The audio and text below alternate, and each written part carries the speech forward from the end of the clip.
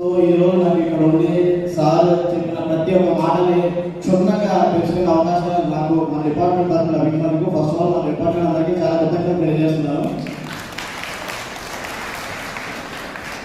Sir చెప్పిన పాయింట్లో చాలా విషయాలు మనకి రియల్ లైఫ్లో మనం అన్వయించుకోవాలి.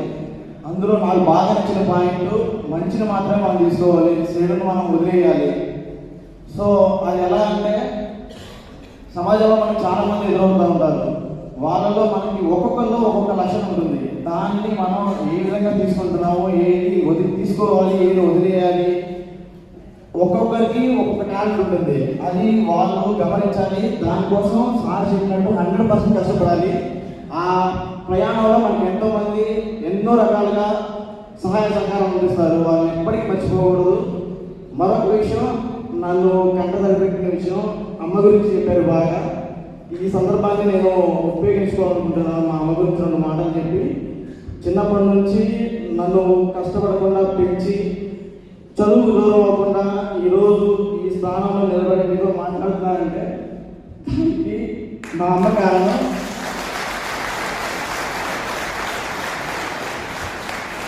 సార్ చెప్పిన 5 పాయింట్లు అన్నీ ప్రతి సమాజంలో ఉన్న కొంతమంది నవ్వడం జరిగింది, అవమానించడం జరిగింది, ద్వేషించడం జరిగింది, కించపరచడం జరిగింది.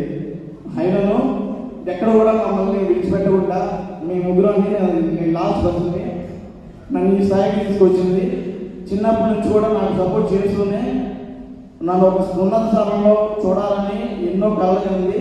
సార్ చెప్పినట్టు మేబీ అది రైట్ ఫ్రమ్ మై బర్త్ నుంచి అయ్యిందని నేను విశ్వసిస్తున్నాను. ఈరోజు ఇక్కడ ఉన్నానంటే దానికి ముఖ్య కారణం మా అమ్మ.